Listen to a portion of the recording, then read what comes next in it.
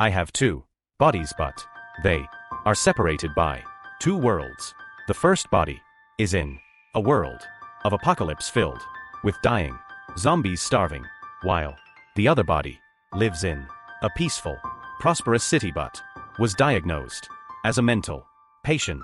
Both versions of me once thought the other was only an illusory dream.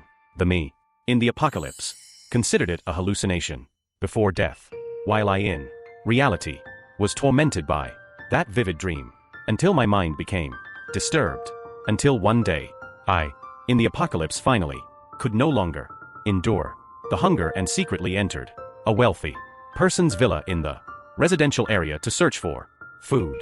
When I risked my life killing the zombie in the house, I discovered that the villa was filled with gold bars without a single grain of food. Just as I was starving to the point of panic, suddenly the fragrant smell of white rice drifted out from the smashed brain of the zombie I had just killed. I immediately moved closer to check and saw that deep inside the zombie's brain there was a white crystal. The intense aroma made me completely lose my reason. I directly grabbed the crystal and swallowed it. In just an instant, I felt my body being torn apart in pain while my skin began to burn. At the moment I was about to faint from the pain, suddenly inside my head there was a loud explosion. Right after that, my head slammed heavily into the box of gold bars and I fainted on the spot. At the same time, I in the city suddenly jerked awake from the terrifying, overly vivid dream. It was just a dream.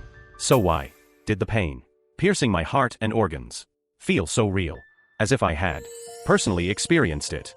I looked at my phone, which showed 1:25 a.m. The moment I experienced in the apocalypse seemed to correspond exactly to 1:25 p.m. in the daytime. Was there some connection between the two? After swallowing the zombie crystal, I in the dream had already died, or had I completed some kind of evolution? I closed my eyes and calmly tried to recall, but the moment I closed them, I seemed to see inside my mind a space 1 cubic meter. In that space there was also a box of gold bars. I was stunned. Subconsciously, a thought arose to take the gold out. The next second, I only heard a loud bang. A box of gold bars suddenly appeared and fell heavily onto the floor. Seeing this, I was completely shocked. This was real. I was not mentally ill. Those dreams, everything experienced, was real. There truly existed another me in a parallel world suffering the apocalypse. I trembled as I opened the box. Inside were neatly arranged 30 gold bars, each weighing 500 grams. According to the current market price of gold, 1 gram cost 550 yuan. 1 gold bar was worth 275,000 yuan. 30 gold bars had a total value of 8.25 million yuan. Inside the box, besides the 30 gold bars, there was also a pair of imperial green jade bracelets of collector grade. Their value could exceed 10 million. I've struck it rich. I trembled with excitement all over, but very quickly I calmed down. This might only be the beginning. If items that have not been destroyed in the apocalypse can be brought here, then it is almost equivalent to owning an infinite treasure vault. The order of the apocalypse has already collapsed.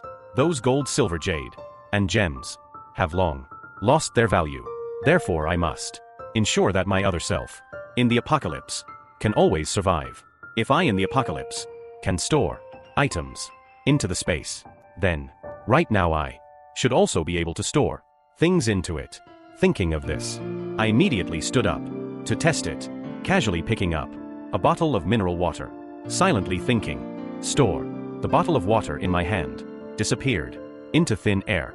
At the same time, inside the space, there also appeared another bottle of mineral water. Seeing this, my eyes flashed with joy. It worked.